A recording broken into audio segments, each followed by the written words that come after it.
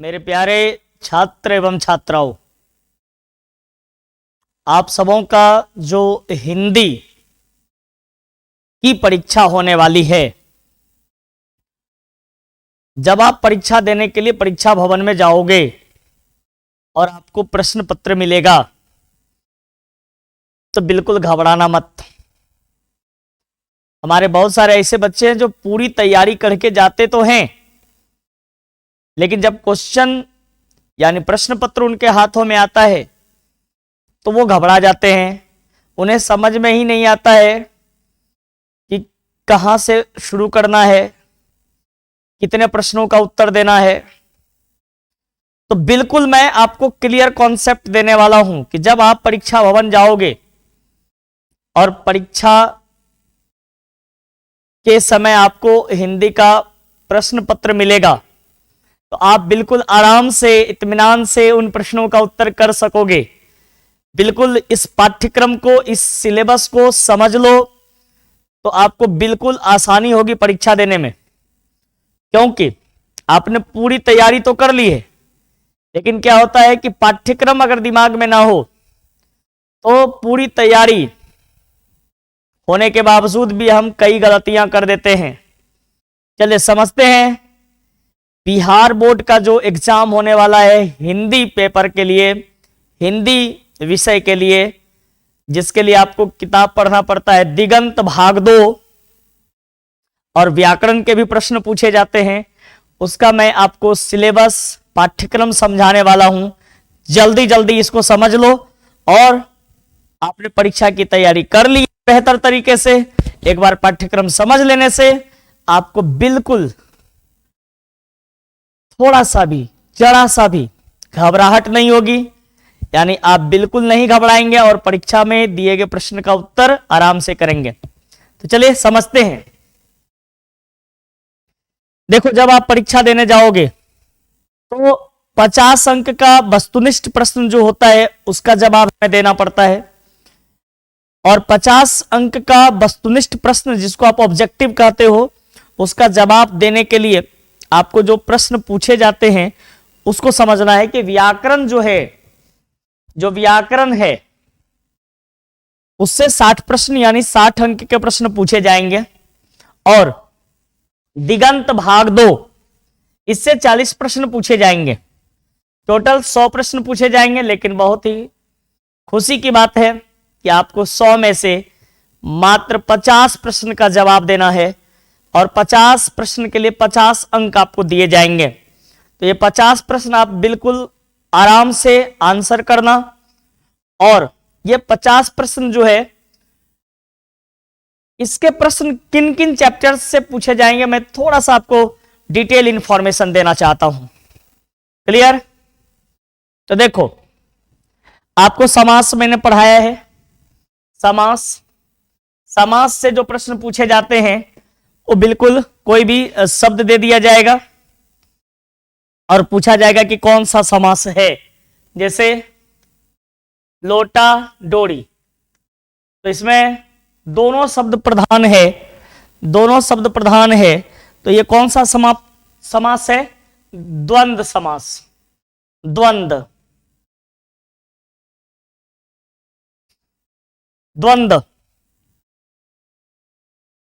समास। तो आपको यह समझना है कि समास का जो प्रश्न पूछा जाता है, 6 प्रकार के समास होते हैं, तो उन्हीं में से किसी एक टाइप का जो है समास आपसे पूछा जाएगा। ऐसे एक नहीं बल्कि प्रत्येक चैप्टर से 3-4 प्रश्न पूछे जाते हैं। जैसे समास से ही पूछा जाएगा तो 3-4 क्वेश्चन रहेगा, आप समास कर लेंगे, 3-4 प्रश्न का उत्तर आराम से कर लेंगे। अब देखो, संधि है, या तो संधि देगा या तो संधि विच्छेद, यानी कोई शब्द दे दिया उसको 2 पार्ट में आपको बांटने के लिए कहेगा कि भाई इसका संधि विच्छेद कर दो, 2 भाग में बांट दो, या फिर कोई 2 भाग में बटा हुआ शब्द मिलेगा और जोड़ करके आपको एक बनाना है। संधि या संधि विच्छेद रहेगा। 3-4 प्रश्न प्रत्येक चैप्टर से पूछे जाएंगे, तभी तो 60 हो पाएगा।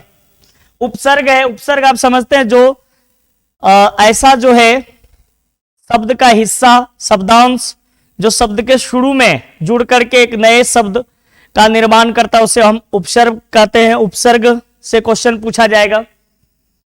प्रत्यय, प्रत्यय जो होता है वो भी शब्दांश होता है जो किसी शब्द के अंत में जुड़ करके उसका अर्थ या रूप बदल देता है, उसे हम कहते हैं प्रत्यय। तो प्रत्यय से भी 3-4 प्रश्न पूछे जाएंगे। पर्यायवाची शब्द, अब एक शब्द है जैसे सूर्य है, सूर्य है। अब सूर्य को हम लोग दिनकर, दिवाकर, प्रभाकर इत्यादि के नाम से जानते हैं, सूरज। तो एक ही शब्द को हम कई नामों से जो जानते हैं, कई नामों से उसे पहचानते हैं, उसे हम कहते हैं उसका पर्यायवाची शब्द। उसी अर्थ वाला शब्द, सेम मीनिंग देता हुआ जो शब्द होता है उसे हम पर्यायवाची शब्द कहते हैं, जिसको इंग्लिश में सिनोनिम कहा जाता है। और एक होता है विलोम शब्द। विलोम शब्द जिसे हम जो है इंग्लिश में एंटोनिम के नाम से जानते हैं। विपरीतार्थक शब्द जैसे आगे, पीछे, ऊपर, नीचे, इस तरह का शब्द जो है विलोम शब्द, इससे भी प्रश्न पूछे जाएंगे। तो आप आराम से, इत्मीनान से सारे चैप्टर्स का एक बार रिवीजन कर लीजिएगा, ताकि जो है जो भी प्रश्न आपसे पूछे जाएं आप एकदम सही और सटीक जवाब देना। आगे देखो, अनेक शब्दों के बदले एक शब्द। अनेक शब्दों के बदले एक शब्द आप समझते हैं, जैसे 4 भुजाएं हो जिसकी, चतुर्भुज। 10 हो आनंद जिसके, दशानन। तो अनेक शब्दों के बदले एक शब्द पूछे जाएंगे। कुछ मुहावरे भी पूछे जाते हैं, कुछ मुहावरे भी पूछे जाते हैं, जैसे नाच ना जाने आंगन टेढ़ा, यानी कार्यकुशलता की कमी होना, कार्यकुशलता की कमी होना। ठीक है। विशेषण विशेष से भी प्रश्न पूछे जाते हैं, जैसे दिन शब्द का विशेषण क्या होगा, तो दैनिक। अच्छा, लिंग निर्णय करने के लिए आपको दिया जाएगा, जैसे दही, दही खट्टा है, पुल्लिंग है, दही खट्टा है। जैसे आपको दे देगा कलम, कलम महंगी है।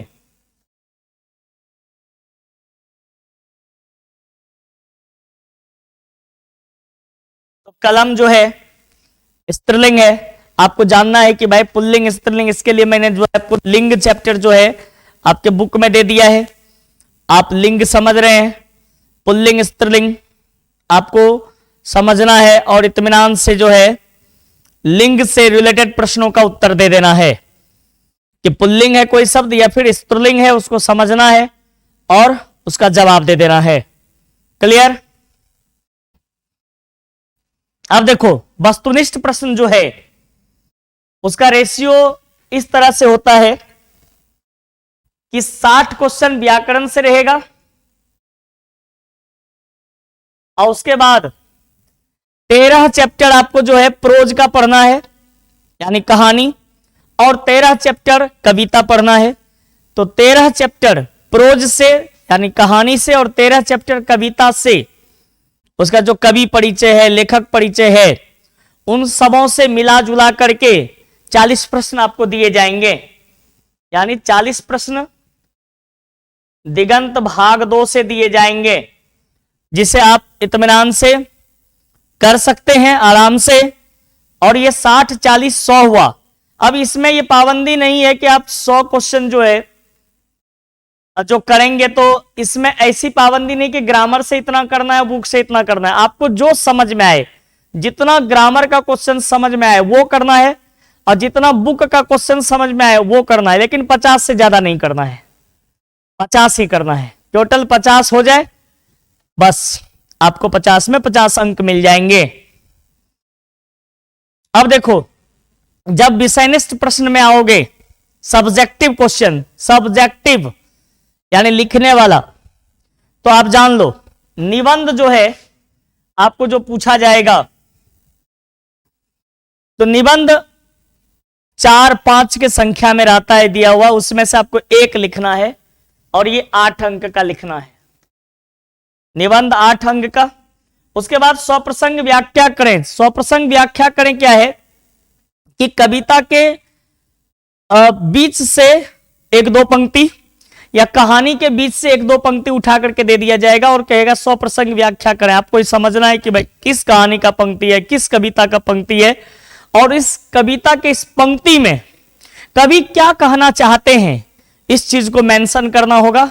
और ये जो है ना, ये भी आपको पूछा जाएगा। 4 अंक का 2 प्रश्न, यानी 8 अंक इससे भी रहेंगे।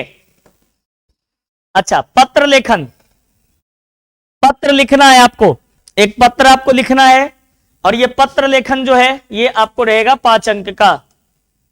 तो 8 8 16 5 21 हो गया 21 विषयनिष्ठ प्रश्न में। ठीक है, ये स्वप्रसंग व्याख्या करें, ये बुक से पूछा जाएगा, आपका जो कविता कहानी है उससे पूछा जाएगा। आगे देखो, लघु उत्तरीय प्रश्न जो है ये किताब से आपको पूछा जाएगा। किताब में कहानी से या कविता से, दोनों से आपको जो है प्रश्न पूछे जाएंगे। और ये जो है 5 प्रश्न का आपको जवाब देना है। 2-2 अंक का प्रश्न होगा, 10 अंक इसमें रहेगा, 10 अंक इसमें भी आपको मिल जाएगा। 2-2 अंक का 5 क्वेश्चन।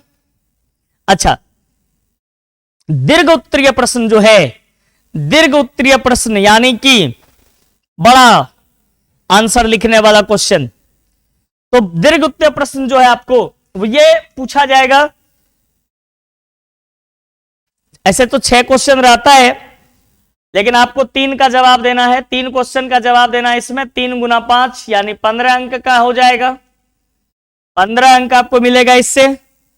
उसके बाद संक्षेपण जो है ये 4 अंक का पूछा जाएगा। तो आप देख लीजिए, 15 10 25 4 29 21 पहले हुआ था, 29 21 टोटल कितना हो गया, कितना हुआ 50 हो गया ना। तो ये 50 अंक जो है सब्जेक्टिव से रहेंगे, अब 50 ऑब्जेक्टिव रहेगा, तो 50 50 कितना हुआ 100 हो गया। इस तरह से आपको जवाब देना है। तो हर एक चीज का मटेरियल आपके पास अवेलेबल है, आपने याद भी कर लिया है, थोड़ा सा रिवीजन कर लेना है, पैनिक बिल्कुल मत होना है, और एग्जाम में जाकर के आपको बेहतर परफॉर्मेंस देना है। सही और सटीक आंसर करेंगे और बेस्ट एंड बेस्ट रिजल्ट के लिए हम आपको शुभकामना देते हैं। ठीक है, तो आप सबों को बहुत बहुत धन्यवाद इस बात के लिए कि आपने पूरी बात समझ ली है और आप पूरे बेहतर तरीके से आप अपने एग्जाम्स की तैयारी करोगे और बेस्ट एंड बेस्ट स्टूडेंट्स बनोगे। तो चलिए, आप सबों को एक बार पुनः मेरी ओर से शुभकामना, और 100 मार्क्स हिंदी की पूरी तैयारी बेहतर तरीके से कर लें। Okay, once again thank you very much.